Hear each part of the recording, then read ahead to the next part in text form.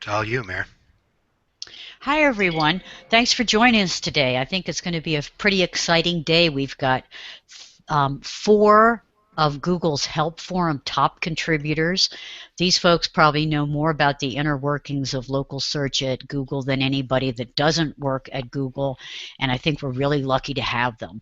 We've got Linda Buquet, who runs the Local Search Forum and is a consultant and trainer in local search. Unfortunately, she's lost her voice, so she's going to be in the background, but she is available to answer our questions by chat.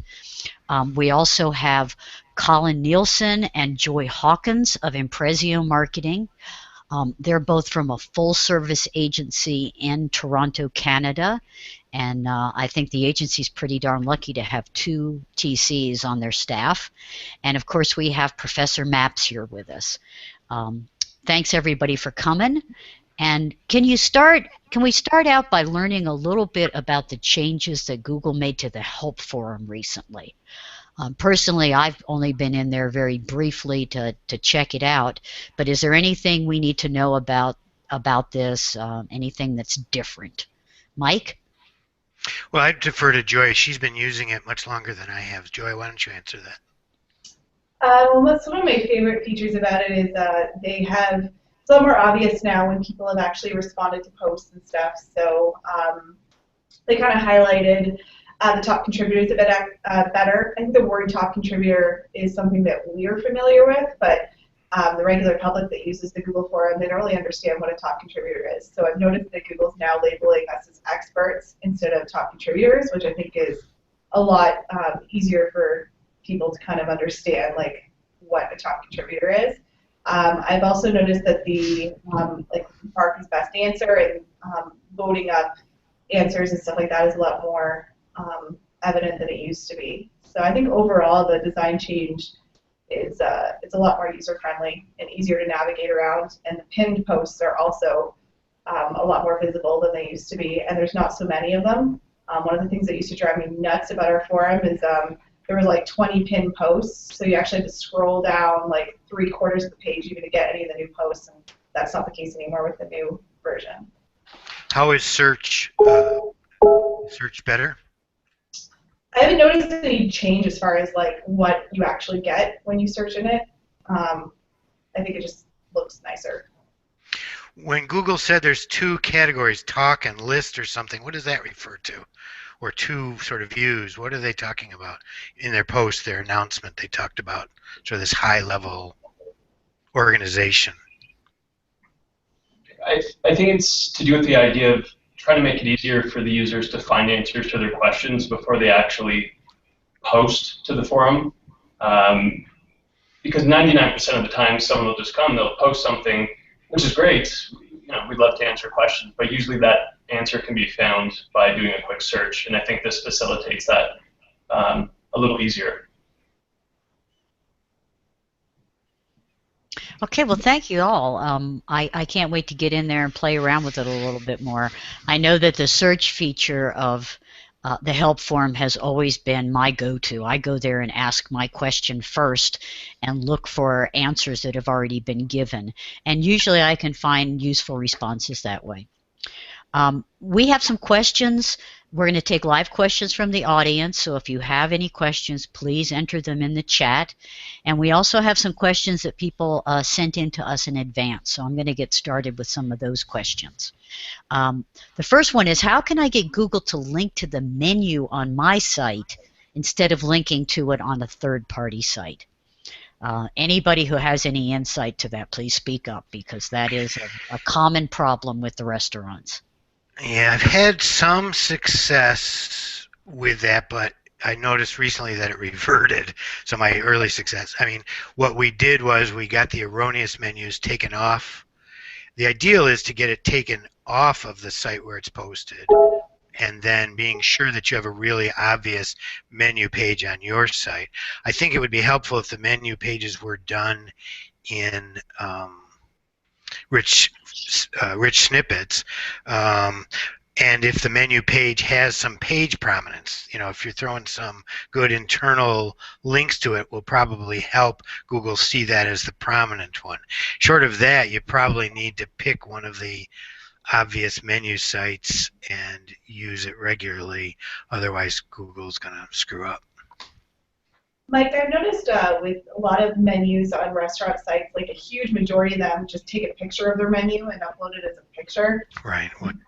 A big Terrible problem. strategy. Yeah, huge problem, right? I mean, if Google can't see it, can't index it, then they can't link to it, so they don't even know what's on the page. So you need a really well-structured page, clear lunch, dinner, and within those clear categories of, entrees and desserts, that sort of thing, so that Google has some confidence, and that the page needs some, like I said, prominence, so that Google again has confidence that it's both accurate and kept up to date, and that you change it periodically and keep it up to date. So I think all those things, keeping it fresh, making sure it's in text. If you're going to use an image, use that for downloading so that somebody could print out for work orders, for orders at work. But I would never do an image. It's a huge loss of both SEO and user convenience. Unfortunately, it is the easiest thing for busy restaurant owners and managers to do, is to just... which makes one of these services, more relevant in that case, right? Right. And menus do change so often at most places that it can become a burden for them to go in and try to change what's in a schema markup. So I can see why they do it. Are there any services you know of that are any better than others, or that Google prefers? There is some plugins. There are some themes and plugins on WordPress that help you organize it, help you keep it up to, keep it organized and structured, that seem decent, and that I think has been, should be helpful too. I'm not familiar with the services enough to know. I know that, GoDaddy's LocalU does a lot of scraping and they have a lot of visibility. There's the other one that Constant Contact bought, I can't remember the name of them, that has high visibility. And the one that Constant Contact bought is the one that frequently will show up when you type in restaurant menu. It will actually show the menu from there in the head of the search, as an answer box. I don't know if that's good or bad for the business. Hey Mike, is there currently a list of all the third-party sites that Google partners with for the menus? No, it'd be interesting to work. Google's very secretive about it, right? As you've seen, sometimes I've asked, and we always get these answers that they can't tell us which third-party sites they work with. It would be an interesting research project to put that together. The ones that we think they have feeds with, as opposed to the ones we think they're scraping. So if you have some time, I'd love to work with you on that. Okay, our next question is, how can I get Google to link to... Oh, I'm sorry. What can you do when Google doesn't offer a category that adequately applies to your business? And I think there's a lot more of these out there than Google realizes. So I helped a user in the forum recently that had this problem, and it turned out that MapMaker actually had a category that he was in, but Google My Business did not. So that's something I always suggest to people. A lot of people don't realize that the MapMaker categories are still different than Google My Business categories. So if there isn't a category that's appropriate in Google My Business, I always check MapMaker as well. In this guy's case, his competitors all had this category in MapMaker, but he didn't, and it was not a category that existed in Google My Business. So that's one option. Right now, with MapMaker being closed to edits, it definitely makes it a little trickier to use that option, but hopefully that won't be a long-term thing. And then the other thing I advise to too as well is a lot of people are under the impression that they have to have a category to rank for something, and that's not necessarily the case. If you have a page on your site that really clearly outlines what you do and all the different services and stuff, and Google is showing local results for that keyword, you should still be able to rank for it even without a specific category that refers to those services. I have a couple other suggestions. I have a category tool that shows categories for third-party sites, and Moz has a very good tool. And we know that Google scrapes at least super pages and probably yp.com and probably Yelp for category information. So being sure you're properly categorized around the web is critical. Also, being sure that your site homepage, which is the authoritative page for local search, is semantically related to your main categories, both directly and indirectly, and even links off the main body content into relevant subpages, not just in the menus, but in the main body content, so that Google sees those links, sees the keywords on those links, and knows those are sort of higher importance to you. And then finally, we've done some research that showed up in the forum recently where, just getting review content at prominent review sites with relevant keywords seems to drive categorical understanding on the part of Google and even one-box results. This is a question from the live audience from Nikki. It's somewhat related to categories. How do I stay on top of all the changes Google makes on my company's business pages? We have 125 business pages for our apartment communities. Google is constantly making changes. We've seen them change our city name, primary categories, ad categories, website URLs, etc. Just being aware about what changes they make based on user data is a challenge for us. Anybody have any advice for Nikki? I've seen this happen where there's multiple managers on a listing, and it's more that I think what one manager is changing is different than what's in the bulk account. So I don't know if that's the case with this user or not, but I've seen that happen on accounts where managers, and then the owner is actually a bulk account, like that the corporate organization has set up. And so we'll see our categories change constantly because someone in the bulk account went in and updated it. So I don't know if that's the case here, but that's one instance where I've seen that stuff keeps changing. It's because different users are contributing to the same listing. I know the bulk dashboard, they're trying to make it better for alerts on changes, and it's definitely a lot nicer and easier to look at than the regular Google My Business dashboard. But other than that, I don't think Google has made any type of system where they're going to mass notify you of all kinds of changes. Yeah, there definitely isn't. One thing I would add to that, though, is that, being sure that your upstream data is clean. I mean, Google is getting the data from somewhere, and it's likely, the primary data suppliers in the United States, Info USA, and Axiom, and potentially LocalU's, and Superpages and YP.com, and being sure that your data is really, really clean across the board and on your website with schema and that sort of stuff really helps Google understand it so that they're not making changes to it. Because if they find data they trust more than yours, they'll make the change. They don't trust you very much. That's really good to know. I know one of the things that I run into quite often are multi-location businesses really complaining about a lack of support specifically for them. They say that when they call Google support, they get a lot of people that can't really answer their questions. Are you folks aware of any changes that might be made, any improvements that might be made for Google My Business location support? Well, we can infer that they're doing some additional training because for the first time the new bulk dashboard does have a link to contact support, and it does take people to the phone resources. So one would hope that that would be tied together with additional training.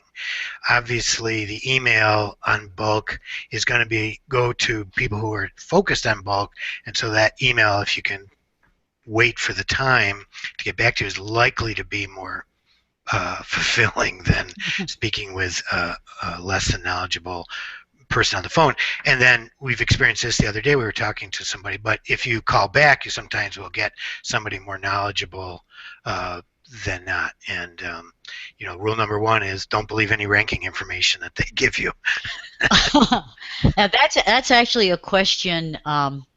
In our question queue in the advanced questions is somebody said that they hear occasionally that people calling support get ranking advice from Google support. Is that something they even know about? Could you address that a little bit, please? Yeah, it's pretty rampant, and it almost seems to come from certain regions, or at least it used to. There was one particular call center, I think it was maybe in Colorado, but this is going back several months, where a specific ranking advice kept coming out of there. And it was to do with stuffing your business description or something like that. So Google is aware of it, and when we escalate it to them, when we hear users telling us about it, they always look into it, because it seems to be a concern to Google management. So should you or should you not take advice on ranking if you get it when you call Google support? Huge grain of salt, you know? Yeah. Right? I mean, it might be true, but usually what they say to people is use Google Plus more, right? Comment more, get, you know, whatever, write up your description. And, you know, there's been no objective verification that doing more posts, for example, on Google Plus has one iota of ramification about your rank on Google search. So you know, most of the things that they suggest seem to be fallacious. So, you know, I don't think they would hurt any, but I can't see wasting time doing posts on Google Plus if what you're looking for is increasing your ranking. So. Great, thanks. We have a question from Rich Hargrave about call tracking. I would like to know the best practice when integrating a call tracking number into a Google My Business campaign. The client does not want to transfer their existing number to a tracking service. I was thinking of DNI, dynamic number insertion, but I am unclear as to the best way to use this technology.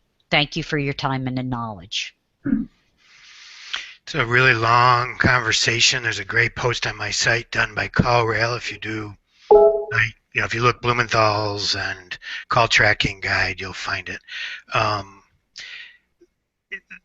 Dynamic number insertion, Google doesn't like you switching up numbers to Google searchers. So that in and of itself is a bit problematic. Usually I recommend that people either transfer their main number to the call tracking service, which I think could offer huge tracking benefits to them, so I don't see the problem with it.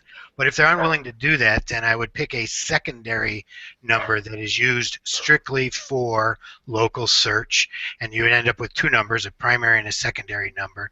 And Google's capable of understanding that you have two numbers. The danger is that you confuse the NAP. So if you can keep these two numbers always the same, i.e. landline and primary internet number, and use them at use that second number and the primary number as, you know, two numbers on the web, every place, you're probably okay. So, you know, I could get as much granularity using it that way, but that's a safe way to do it. And I would recommend going to look at that article on the site written by CallRail. Mike, I know I reached out to a whole bunch of marketing agencies to find out what they did for this. Several of them said that they do use CallRail's dynamic number insertion for their clients and have had no issues with it impacting their ranking negatively.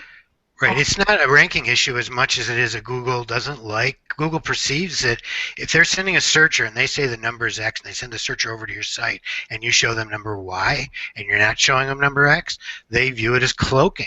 It's not so much a ranking issue, although it could be a ranking issue if you're not really clear about your schema someplace, in schema at the bottom of the site, that sort of stuff. So, you know, it probably will work. I'm just saying that Google doesn't like it, you know. Now, whatever that means, I mean, you may choose to ignore that. The biggest issue I've seen, and I won't mention any specific directories, but there are some really high-priced professional directories that actually publish a crawlable tracking number. And then that number gets scraped and gets placed all over the internet, and this company is taking credit for phone calls that they didn't really generate for the business. So that's one of the biggest complaints I have about not using dynamic keyword insertion when you're using call tracking. Right. Yeah. Some of the YPs do that, and it's really problematic because they then distribute that NAP as a legitimate NAP to various sources, and it becomes a bigger problem. So that's a bigger problem than dynamic number insertion. Right. I mean, as Joy points out, dynamic number insertion works. It just is not something Google likes when you're, you know, again, if you always inserted the same number to Google searchers on your website, That would be a way to do it. Know that they're coming from Google and you're always giving them the same number, and then use that as a secondary number in your Google local thing. That would be a way to handle dynamic number insertion without violating Google's wishes, and it would work fine. So let's say that you were using a directory or YP that published and distributed a tracking number, and you discovered it. Does it make any sense to start using that as a secondary number, or should you just clean it off the web? Well, you could add it to MapMaker, which has the ability to handle multiple numbers, right? You could add it to MapMaker as a third number or something, so at least Google's aware of it, and then at least counts that citation as part of your, as part of your cluster. But it depends on why they're doing it. I mean, if they're using the call tracking number to take credit or to even steal business, some of these services do that. They'll put their own call tracking numbers in and then send the leads to whoever answers the phone, not you. That's even worse, right?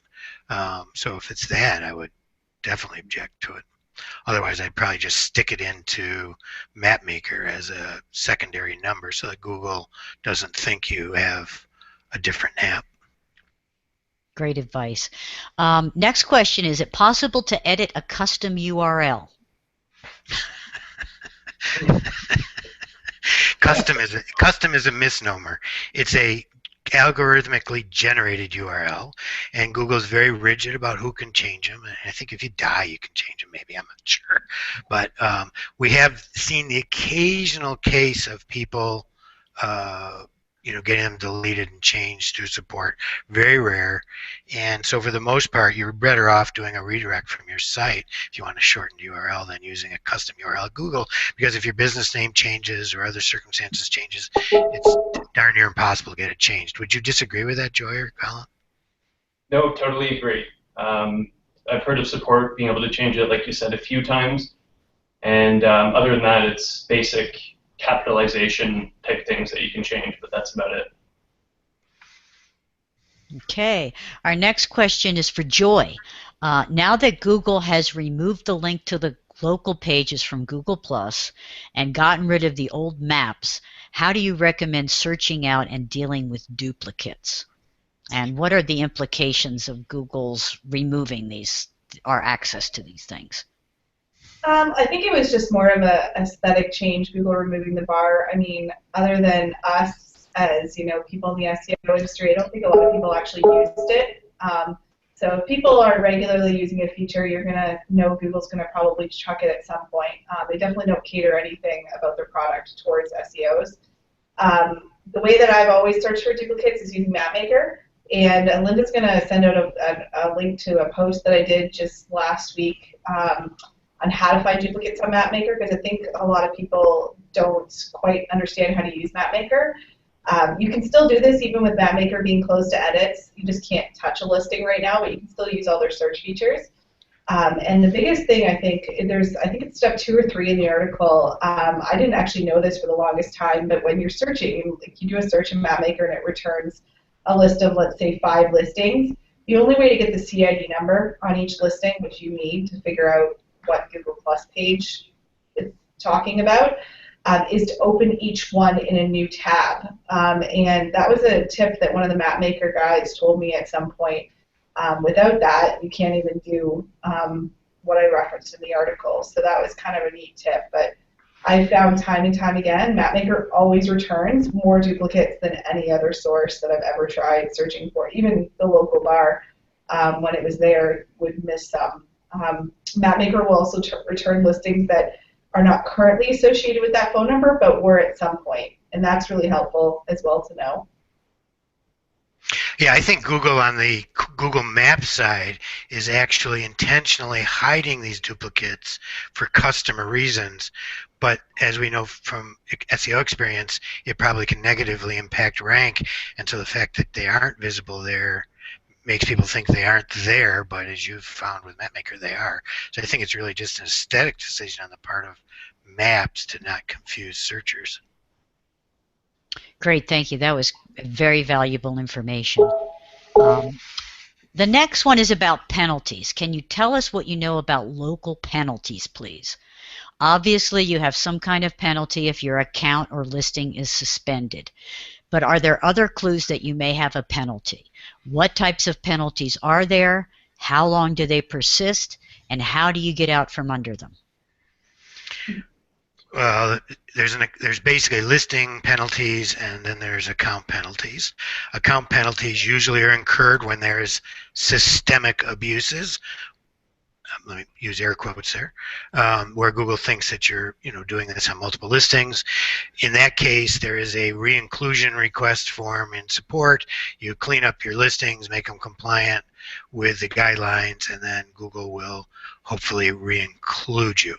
There are listing level penalties that we see that are, and I think it's basically associated with the phone number, right? Where if they find persistent abuse around a phone number, that somehow that phone number becomes targeted as a penalized phone number, thus reducing the rank of any listing using it.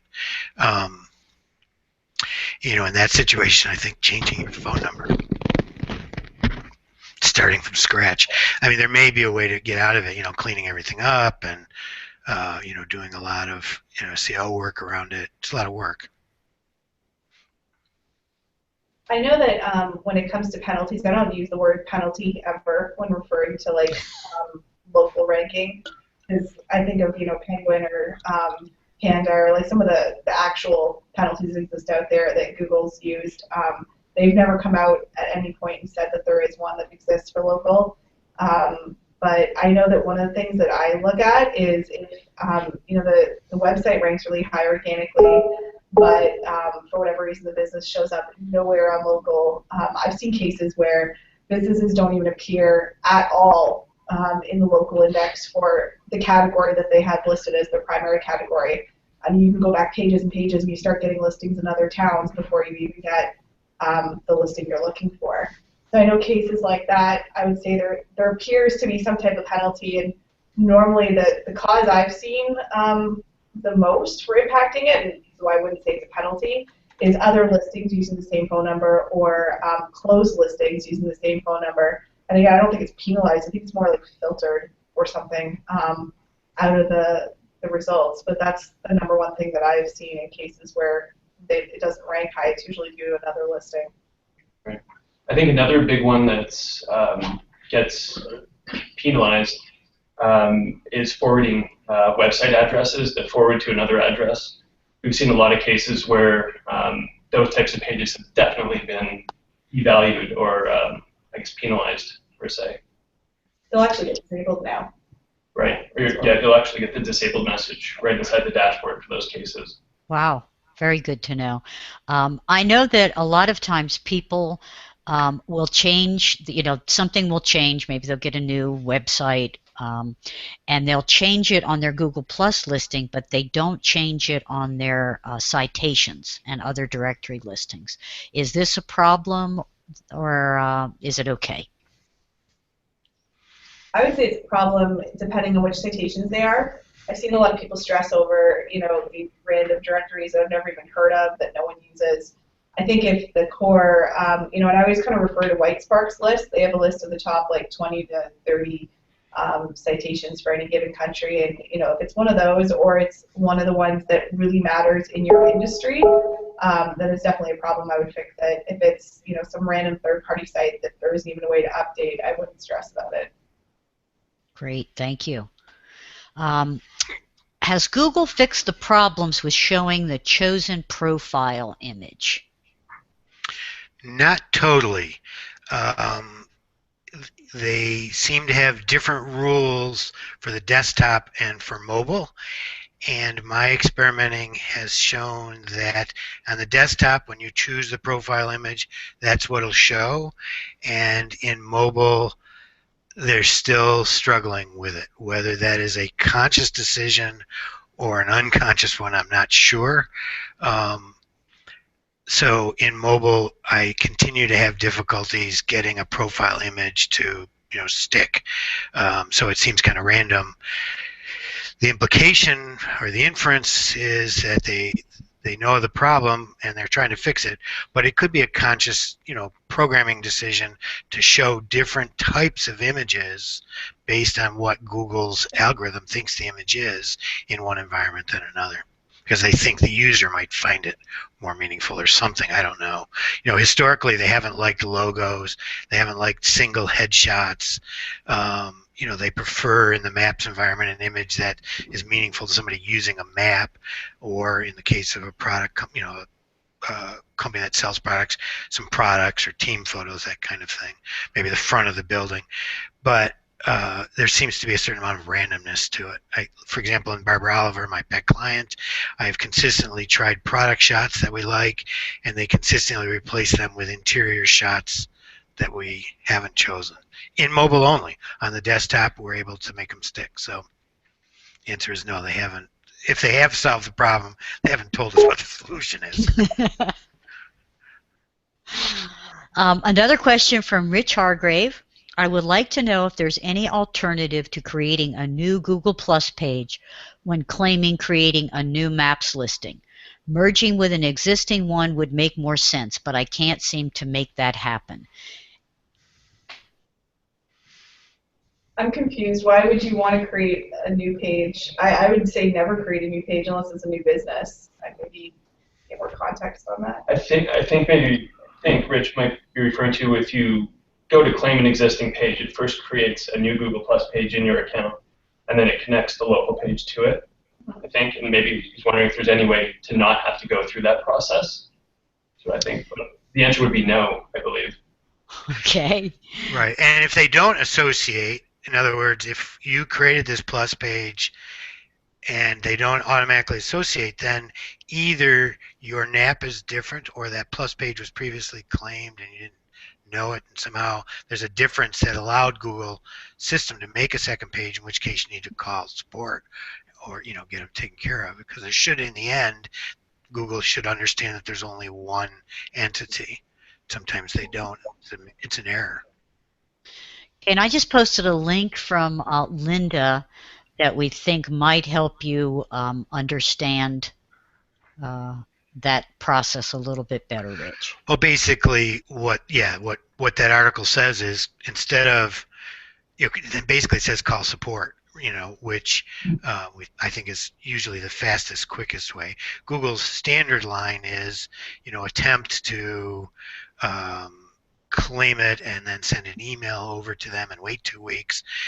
My experience, like Gene's in that article, is that if you call support and you have a good case to make, they will help you instantly verify the right page if you're having trouble.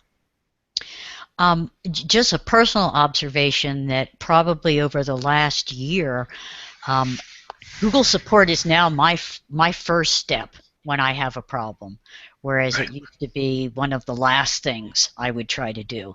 So I would encourage everyone to use support. Google has really beefed it up and made it better, and the people on the other end seem to be trying very hard to get the correct information online. So if that's what your goal is as well, they're going to help you do it. I think as top contributors, or as quote-unquote experts in the forum, we're supposed to take the party line, which is follow the steps, either wait the time or follow the tree in the support and then do it, right? But I agree with you, Mary, that just picking up the frickin' phone and asking is the fastest way to get it solved. So hopefully Jade isn't listening right now. Here's a question from Chris Agro. He says, I am a full-time RVer. My mailing address is a UPS store. Google will not allow reviews to my Google Plus page. How can I get around this? Well, it sounds like there might be two issues there.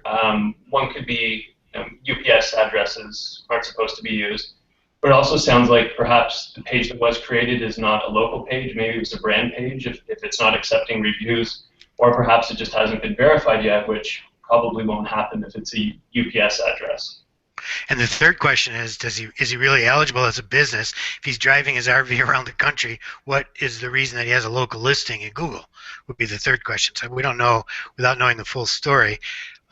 But let's assume that he's parked at an RV park most of the time and he wants to get a local page, then he should use the mail address at the RV park as the address rather than, and then if he drives out using his RV to service customers, he should hide his address. So he should use the mailbox at the RV place rather than a UPS store box to get it verified, and then, which is his legitimate actual location, and then hide his address if he drives his RV out to help people fix things. Although, I don't know, we don't really know what the situation is, so it's hard to give great advice.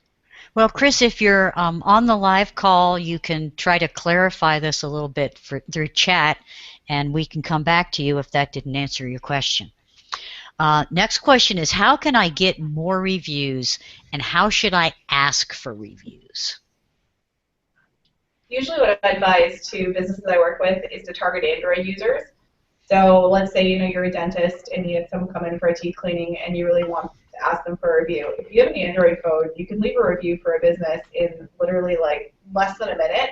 You open up your Maps app, which is automatically installed on every Android phone. You're already logged into Google if you have an Android phone as well.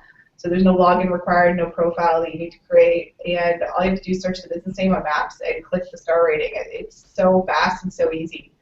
So that's usually my recommendation to people is, target people if you notice they have an Android phone, ask them, leave a review, and it's very... Actually, on Android 5.1, you can actually leave a review now through the browser interface equally well, either way. It's only on the iPhone where it's a little more complicated and you have to use the Google Maps app, which they may or may not have downloaded. I know White Sparks and Phil's handouts always come up. Those are, well, I think, one of the best suggestions that I saw last year, which is completely out of the box. I believe it was Phil that wrote about it, was the idea of laminating your review handouts. And if you're in an office type environment, it's the perfect type of thing to keep at the front of the office, and your customers aren't going to crumple them up and throw them into the passenger seat. Sometimes, and the reason that I developed Get 5 Stars as a review platform is sometimes it's difficult to scale solutions in certain environments. And when you need a scalable solution, you may need to look at a SaaS platform of some sort. Get 5 Stars is one of those that I'm particularly proud of since it's my baby, but there are others that basically just asks everybody for feedback and then automates the process of following up with those people to ask for reviews.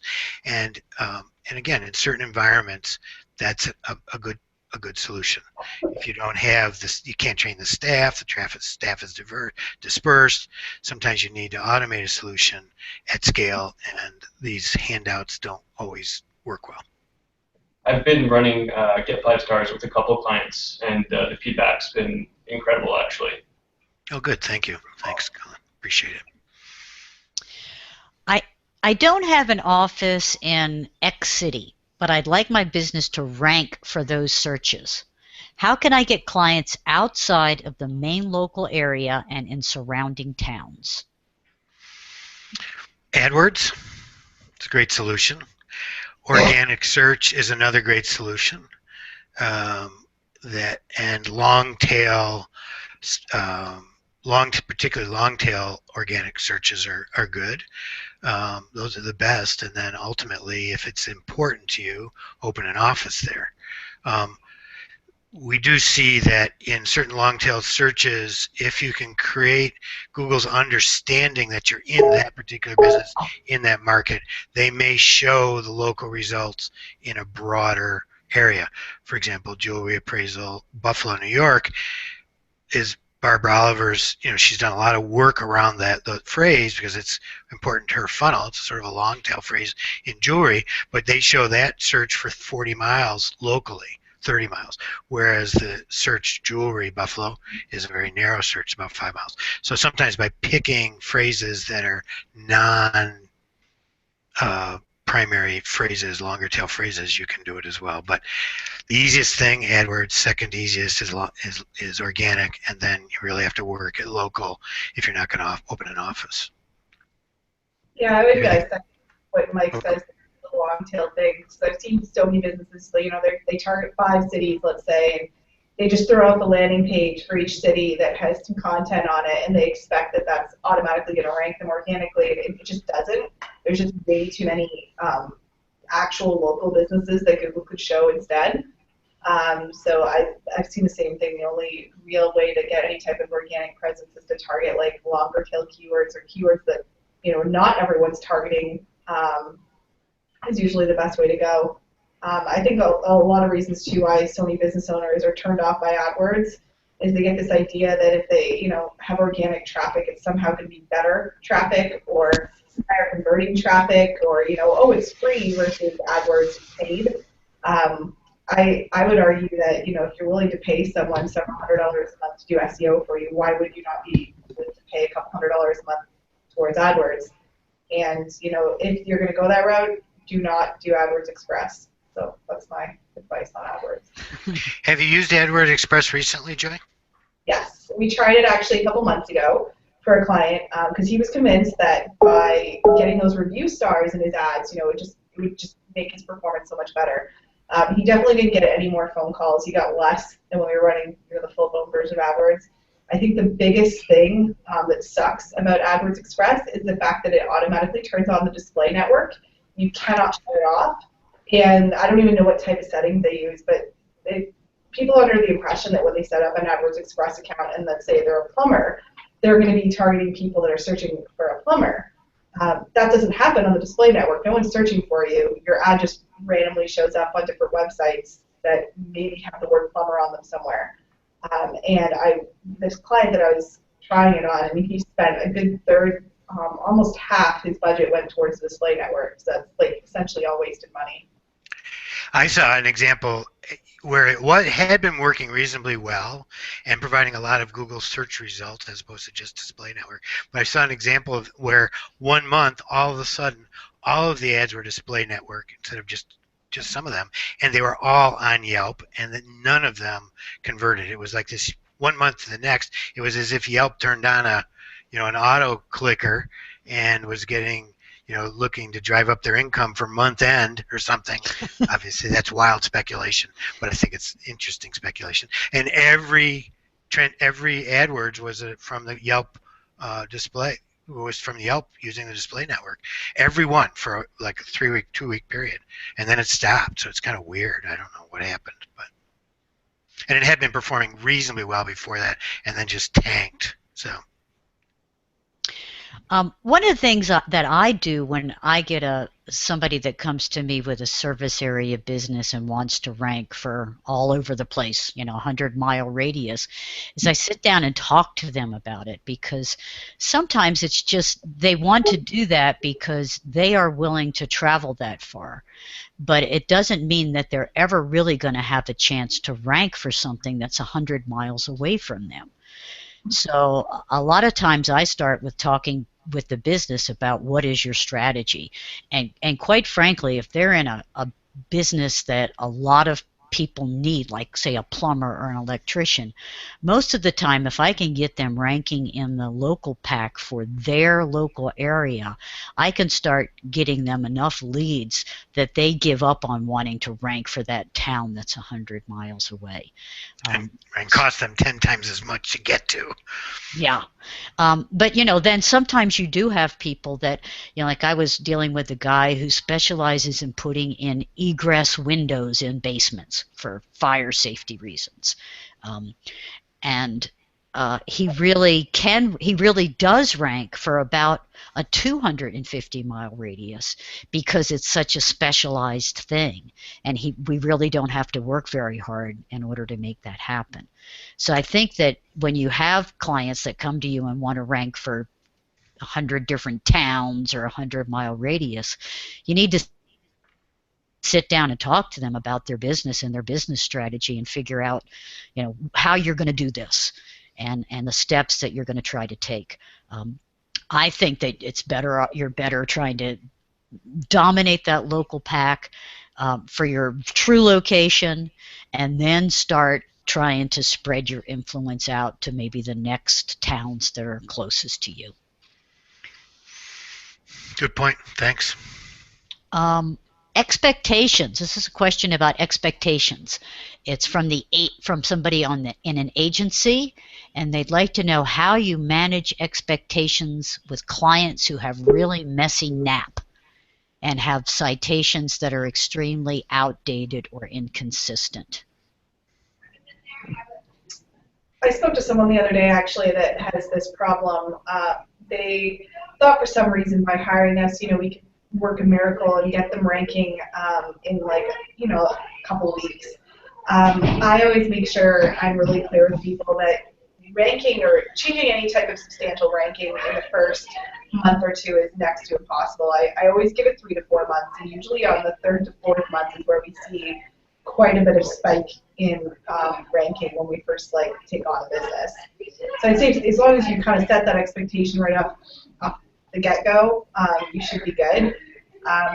For clients that really want to have instant ranking, frankly, I mean, you telling them that that's going to happen is just going to make them disappointed. And even if they hire someone else and decide not to go with you, it's not like the other company will be able to get it that much faster anyways. So. I think it's also important that clients know that there's no single tool out there that can do the job, that can automate the process of cleaning up a bad NAP profile. So they need to know it's a manual process. At the end of the day, sometimes it's almost impossible to clean up 100% of every incorrect directory that's out there. So I think those types of things need to be, the clients need to be made aware of for sure. And I think another thing an agency can do even before talking to the client is do some quick research around whether there are NAP, MAP, and other types of problems that are going to cause issues, penalties, before they even talk to the client, so that you don't take the client on as a local search client before you've done at least some due diligence to understand it's going to be a problem, and then have a different pricing and pitching model for those problem clients. That's a great idea. Okay, here's another question about NAP.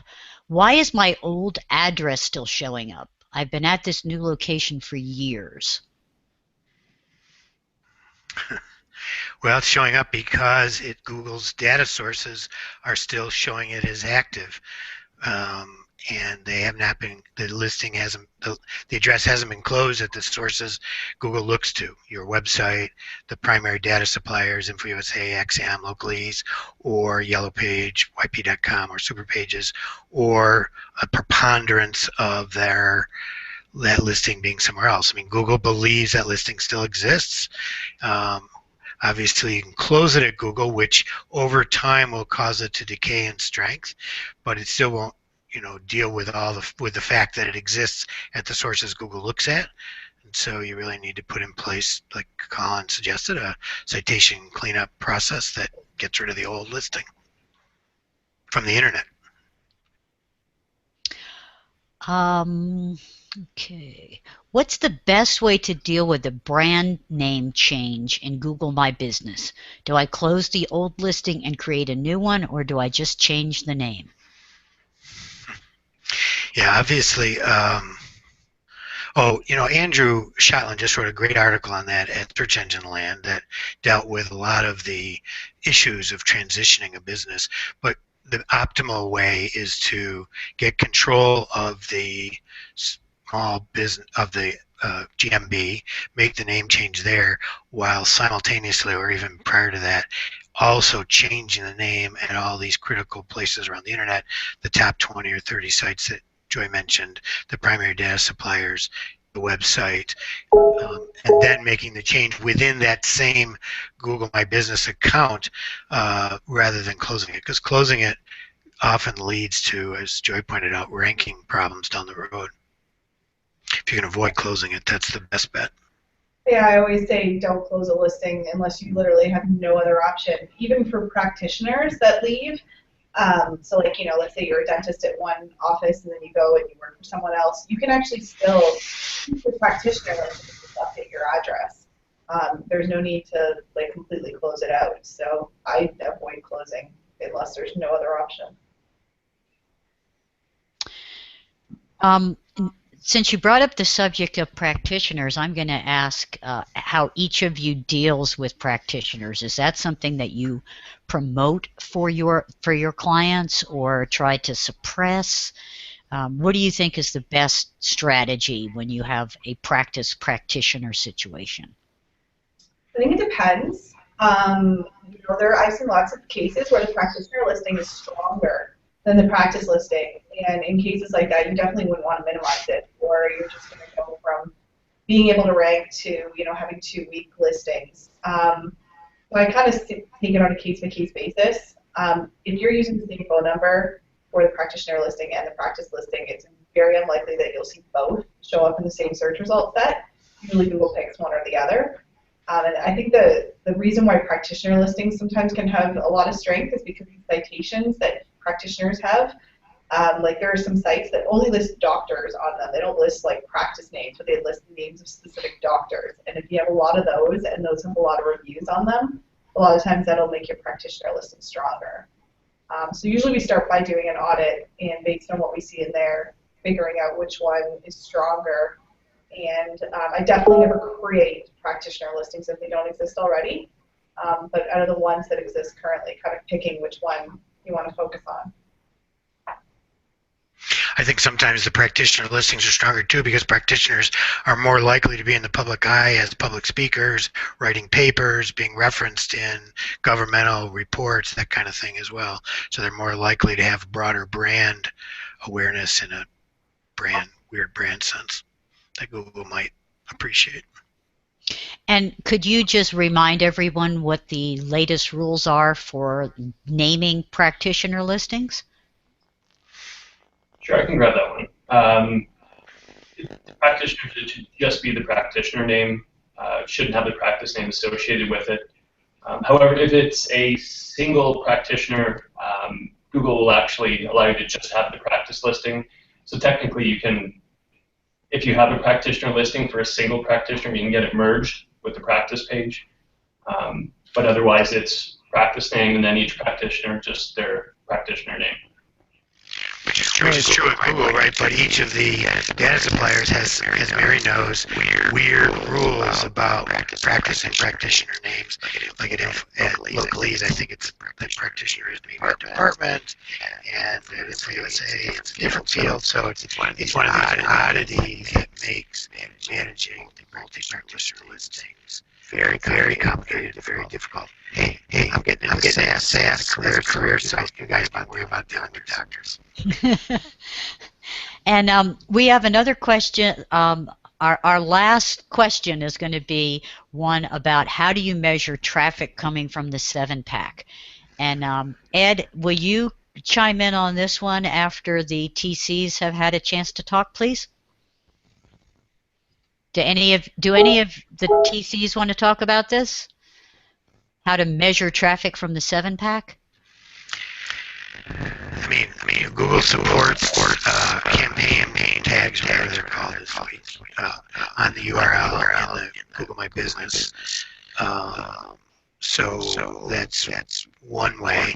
There was a period where they didn't support them, and there was another period where it was causing problems.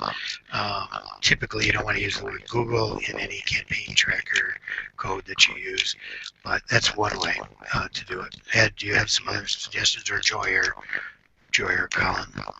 I was just going to say, most of the businesses we work with don't get a lot of website traffic from the 7-pack. They get phone calls. So we rely more on the call tracking stuff inside the dashboard than necessarily, worrying too much about Google Analytics. I know that's not the case for restaurants or hotels. They get a ton of traffic to their actual websites, but for service type businesses like plumbers or insurance agents or even dentists I've seen, they don't get a ton of traffic to their actual. Did you just flush the toilet, Ed, or something like that? No. That's what that sounded like. Yeah, I think I'd flush the toilet on the lack of information we have from the 7-pack. So, kind of in agreement with what you guys have said previously, a lot of that knowledge is, straight within the pack. So people are calling and people are getting the secondary pages. So it's really tough to to know what's happening. So our best recommendations are to split up geographic segments as best as you can from an organic standpoint, and either use call tracking when it's been implemented properly, or to at least get some kind of insight via other means. Unfortunately, it's still pretty tough to get what I would call accurate information from the 7-pack. I keep trying. I keep looking. I'll definitely let you know when I have found a better way. Thank you.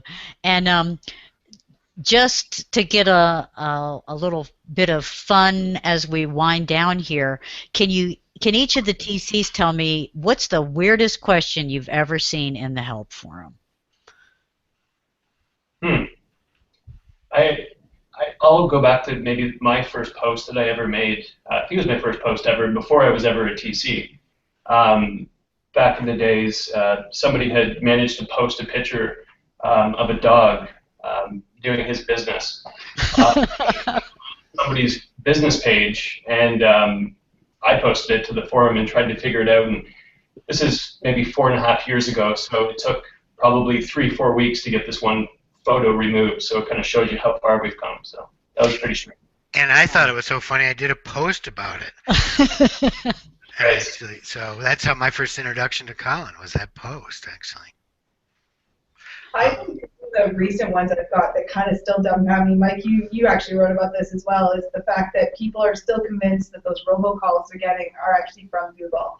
To me, it's just so obvious that it's not Google. Like, they don't charge for this product. Why would they continuously call you? Like, it doesn't, there's no logic behind it. Like, I don't know. I kind of can't wrap my head around why people don't believe me, especially that one user that you referenced in the article, Mike, was like questioning me. She didn't believe me, and I'm like, why would I lie? Like, what's my incentive here? Like, I just. Right. As opposed to some random robocaller, he's going to be telling the truth. Right? Yeah. Hey, Mary, I have one positive, fun story. The very first case study from the very first LocalU, Fernando's taco truck, Tacos El Sol. Fernando is now building his third taco truck. So he is quickly creating a taco truck empire that started part of, due to some local search. So 5 years later, he's on to his third truck. Okay. As a professor, I am sort of constitutionally obligated to not be funny. Oh, it doesn't work. So, for any of you who are not part of our LocalU forum, we this is our first public forum, public hangout, but we do run these for our forum members as well. And we are running a promo right now that I'm going to give you a link to if you would like to consider joining our forum. We hope you read our blog. And Mike, do you have anything to say as we sign out here? Well, just to mention, too, that we are doing a LocalU advanced training in Minneapolis, June 27th. That is half full. We expect to sell out. So if you want to immerse yourself for a day in nothing but local all day long, Darren Shaw, myself, Mary, Aaron Weike, Jade Wang from Google, and Dwayne Forrester from Bing, and Dana DiTomaso will be there. So it'll be a day of all local all the time. So you're welcome to look that up as well. And Joy, you're going to be speaking somewhere soon, aren't you? Could you tell us about that? Yeah, I'm going to be at SMX Advanced, which is over in Seattle, first week of June. They also have a local search workshop that you can sign up for. That's on I believe the Thursday. I'm going to be speaking at that, and I'm going to be speaking on the Tuesday at SMX Advanced. So hopefully I'll see some of you there. Great. And Colan, do you have any news you want to share with us? No, I'm just pumped for Joy's speaking event. That's big. And I have a daughter on the way, July 5th. Oh, well, congratulations. Congratulations. That's great. All right. Well, I'd like to thank everyone for joining us. Ed, thanks for stopping by as well. And Joy, Colin, and then Linda's been behind the scenes helping people out answering questions on the YouTube stream. Thank you all. I think this has been really valuable, and I hope we can do this again. Thank you. Thank you. We'll be signing off now.